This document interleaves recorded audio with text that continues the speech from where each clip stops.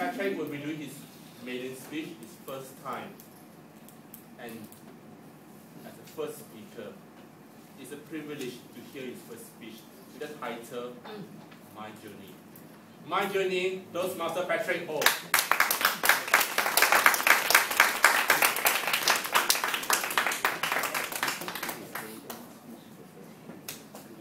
Good evening, fellow Toastmasters and guests.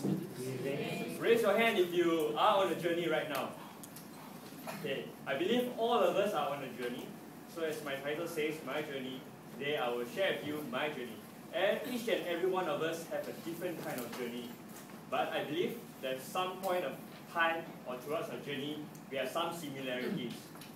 So I remember once last time when I was a kid, I had this bad name. Patrick in Wonderland. Now why? Even as a kid in a kindergarten, people already give me a name. Because I'm always a dreamer. Always dreaming. In fact, my mom had to come to school and tell the teacher, please, can you please help my son? He's always dreaming. I don't know whether he's learning or whether he's just in his own world or, I mean he's there for a purpose, right? Can you please pay more attention? Maybe you can call his name more times in the class. So I'll always be hearing, Patrick! Patrick! In fact, everyone else will really remember my name because my name will be repeated many times. Then from kindergarten onwards, I go into primary school. There again, my mom will come to the teacher. Can you please pay more attention? Even in tuition, I'll have many nicknames for this person. Always want attention. Purposely dream, is it? I don't know why that time I was always like that. Like even in high school, luckily I'm better. But still, my mind will wander around, and after class I'll be wondering, what did I learn today? Very good. But as days go on and troubles come in and out, then I start to learn how to focus more. So I started joining more clubs, doing more sports, which could require a lot of focus. And at the age of 14, I joined a business competition, and I managed to win from the American Chamber of Commerce, which is the Malaysian one. So you call it American-Malaysian Chamber of Commerce, which is quite a big achievement to me because at the age of 14, how many of us managed to get this award? And onward from that stage, I started liking that kind of recognition. So from then, in college, I started my own club. Basically, I'm part of the founder of a Leo Club in Taylor's College. And then in university, I started to become the president for, I studied in Monash University. So I believe in joining all these clubs, there's something to learn, always something to take home. And the motto of my university is Ancora Imparo, which means I'm still learning. So I'm sure everyone of us is here to learn how to give better speech, how to speak better, how to have more confidence. All this is just a way for us to learn. So every day, from A to Z, we are learning. Sometimes we imagine to ourselves what we are learning today. But we have a kind of a passive learning as well, which recently has been highly motivated, and a lot of speakers are doing it today, especially teachers, how to teach the children, not in a direct but a passive way. So from there, there are many clubs that I was part of, and I really love and enjoy joining clubs. That's one of the big reasons why I also joined Toastmasters, because I noticed in my public speaking portion, I believe there's a lot of areas that I need to work on, and here I am, being able to get a chance to speak, tell my story, maybe inspire some people. Yeah. So from then onwards, I remember my education life. Okay, basically, I studied biotechnology. Today you see newspaper, wow, genetic modified organism. Then you can see, wow, what is this gene therapy? Wow, now you can do cloning. There's so many things that we are wondering what is it all about. So I studied biotech. But back then in my high school, I always wanted to be a doctor. Doctor, every year people will come, what do you want to be? Doctor. Then I asked my dad, when you were young, what do you want to be? He said, I wanted to be a pilot. No, and then after that, I changed. I wanted to be a fireman. I'm like, but today you are none of that. You are an accountant. So what do I write on paper? How do I keep motivating myself to be someone like that? Oh, and he said, you must have goals. You must study hard. And then I asked him, why do I study so hard for? Then he told me, well, son, you need to study hard, not just to pass your exams.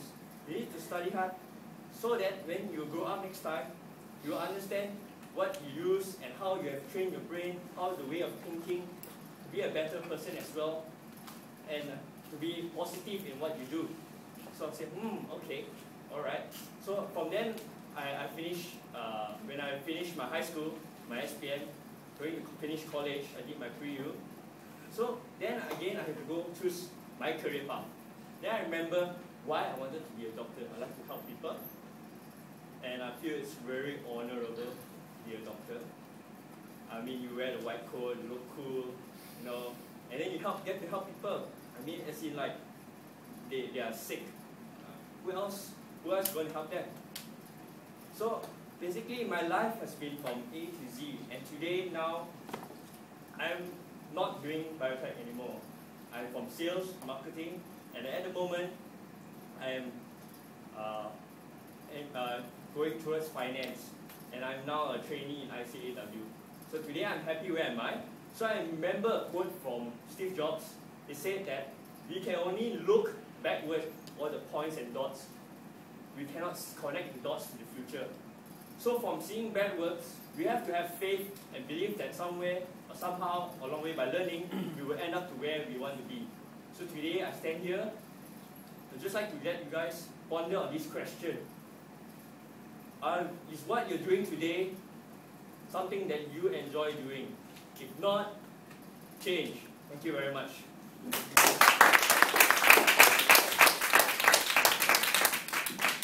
Thank you, Toastmaster Patrick. The first evaluator to evaluate our icebreakers speakers, Patrick Ho.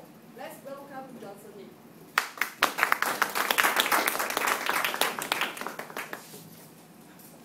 Thank you, Madam General Evaluator. Good evening, ladies and gentlemen. Good evening. Today is indeed a pleasure for me to listen to the journey of one Patrick Ho.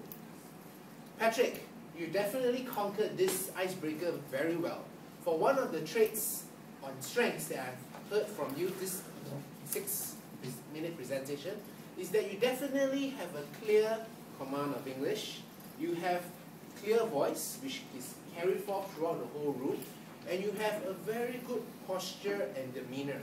Demeanor in the meaning that you have a good smile and you stood up very straight and confident in delivering your presentation. So kudos to you, Patrick. Let's give him a hand, ladies and gentlemen.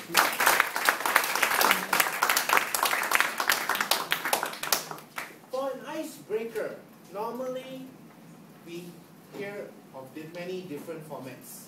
But Patrick chose the good old truth. That is organizing his speech in a very chronological manner, beginning from his childhood all the way to his current state.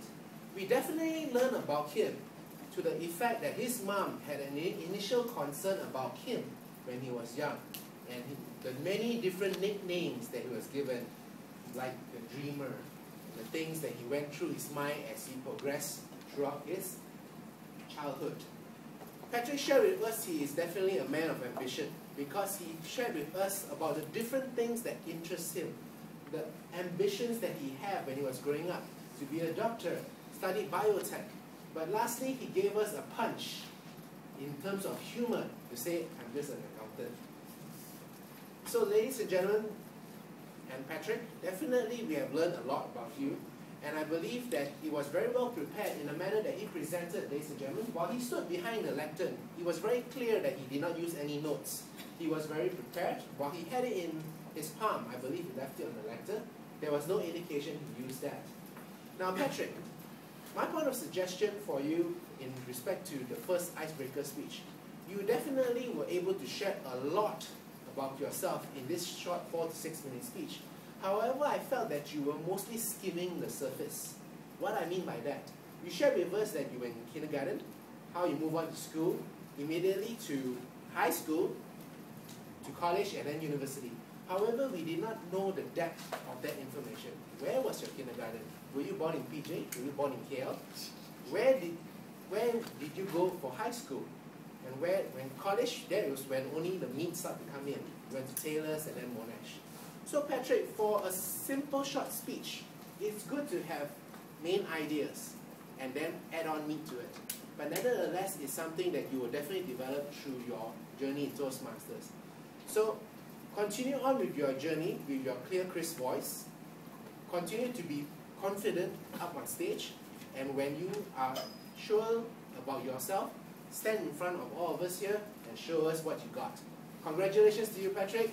I look forward to your next speech.